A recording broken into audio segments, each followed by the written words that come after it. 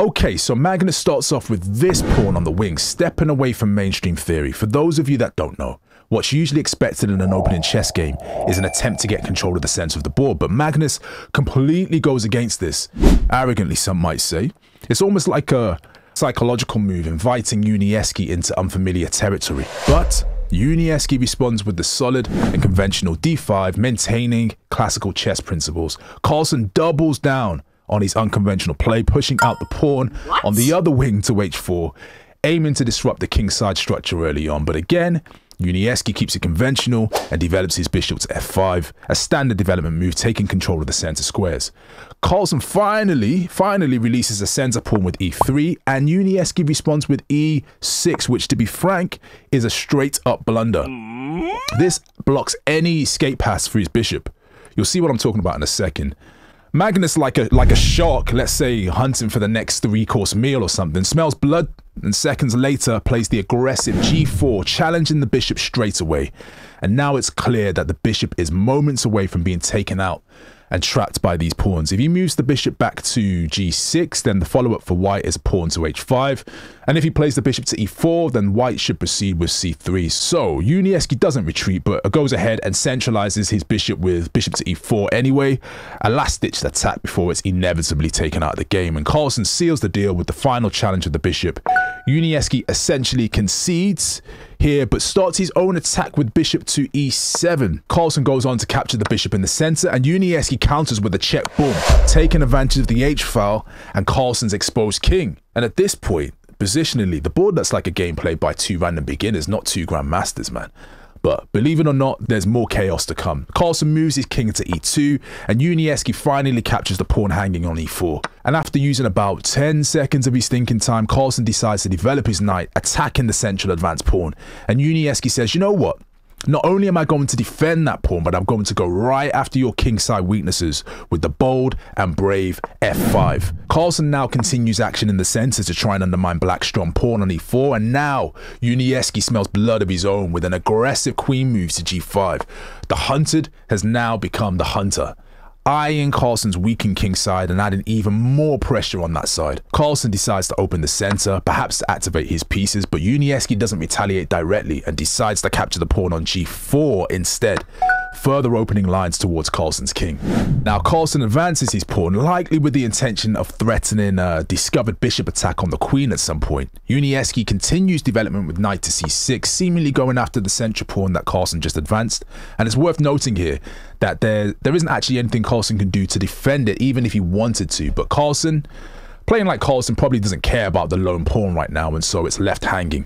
Carlsen goes on to develop his bishop, eyeing the long diagonal and supporting the center. Yuniesky continues developing with knight to e7, flirting with the idea of castling kingside, right? Carlsen aggressively brings his knight into a center square, attacking the queen, but Yuniesky, with a deft touch, simply drops his queen to h5, applying the psychological pressure of a potential discovered queen attack at some point. Now, get ready for this next move from Magnus, and take note of what Stockfish, one of the best chess calculator engines in the world for those of you that don't know, take note of what the engine thinks of the move. At the moment, this bar is roughly in the middle, so the analysis engine reckons that these two are roughly equal, but then,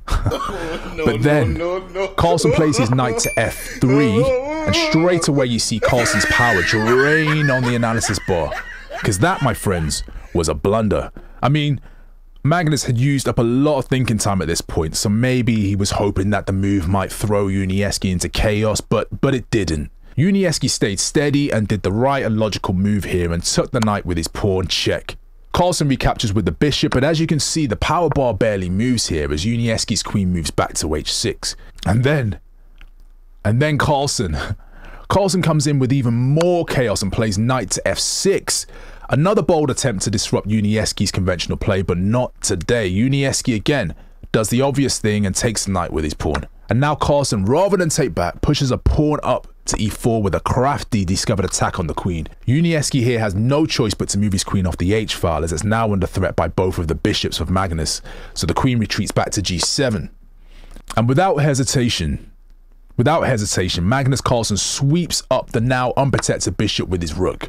Now, Yuniesky takes a few seconds to regroup here and then takes the opportunity to centralize his knight, capturing the hanging pawn and also threatening the bishop on f3. Carlsen checks with that same bishop and Yuniesky decides to move his knight into g6 to block it. Carlsen then repositions his rook to h3, keeping it active, and then Yuniesky slams his rook to d8, threatening Carlsen's queen and taking dominance over that d file. Around 5 seconds later, we see Carlsen move his queen to g1, now with a diagonal eye on the pawn on a7. Yuniesky then takes around 10 seconds of thinking time to consider this next move and plays rook to g8, confidently abandoning any desire to castle during this game. The kings are in play for both of them. Okay, so Carlsen goes ahead and captures that pawn on a7, but note, this has now taken his queen out of the main action defensively around his king. Yuniesky shifts his queen across to d7, eyeing a very strong check attack with the queen down on d1. So Carlsen develops his bishop to e3, whilst also opening up his rook to defend and prevent Yuniesky's queen from hitting that d1 square. So Yuniesky decides to start a new attack with his queen by moving it one diagonal square up to c6, now attacking the central pawn on e4, and also attacking that free pawn down on c2. So now Carlsen, aware of the impending pressure and also the remaining time on the clock, offers up an exchange by pulling his queen back to c5. But Yuniesky rejects this. He rejects the offer and grabs the pawn on e4 instead. So Carlsen finally gets his rook involved with g1, still massively on the ropes, But, brace yourselves for a pendulum swing in momentum over the next couple of moves. Keep your eyes on the power bar, people. Yuniesky moves his king to d7, and just like that, he's now in a severely losing position if, and only if, Magnus had played the right follow-up move. But Magnus played, and keep your eye on the power bar again, Magnus played this, king to f2, throwing himself right back on the ropes according to the engine. What he should have done, what he should have played, if I go back one step and turn the board grey, what Magnus should have done is simply take the knight on g6 with his bishop, and this is killer because bam, there's a diagonal attack on the queen, and no, the queen can't take because of his rooks. So you might think, well, why can't Yuniesky just take the bishop with his rook? Well, some of you might have noticed that the white rook is now open on the h file to capture the pawn on d7 check, which is the crux of why this would have been so good if Carlsen had taken this route. Allowing the rook to take that pawn would ultimately lead to checkmate, as the rook would have proceeded to work with the queen. That didn't happen, so let's get back to living color and see what actually happened. Again, Carlsen actually moved his king to f2, and then we see Yuniesky get his king back to c8. With about 11 seconds left on the clock, Carlsen doubles his rooks on the g-file, applying pressure, and then Yuniesky's knight leaps in aggressively to f4 with a seemingly suspect move, inviting Carlsen to go ahead and take the rook on g8.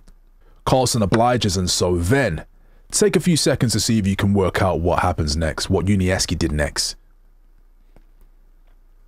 Yuniesky's knights join forces to win the queen. Watch this. Knight to d3, check. Carlsen, with 8 seconds on the clock, takes with his pawn, but then Yuniesky checks again with the other knight, maintaining the momentum, and finally goes in to capture the queen. With around 4 seconds left on the clock now, Carlsen, he moves his bishop back to f3, hoping to consolidate his position. Yuniesky responds with queen to c2, a check that forces Carlsen's king back to the first rank. So the king goes back to f1, and then Yuniesky's knight moves into d3, creating multiple threats against Carlsen's position. Carlsen decides to exchange rooks. Yuniesky recaptures with his king. Carlsen then throws down with a desperate check with rook to g8, but Yuniesky easily sidesteps with his king to d7. Carlsen comes in again with another check with rook to g7, but Yuniesky simply moves his king to d6, further escaping the checks and preparing to consolidate his advantage. Carlsen now desperately repositions his rook to g8 with hope of defending the board and the clock, so Yuniesky delivers a check with queen to b1, further harassing Carlsen's king and maintaining control. And with just milliseconds left, Carlsen tries to get up off the canvas with king to e2. But it's over, my friends. It's over. Yuniesky moves his knight back and is victorious. Magnus's clock is wiped out. Okay, thanks for watching. Go ahead and check the next video that's up on the screen, and I'll see you over there.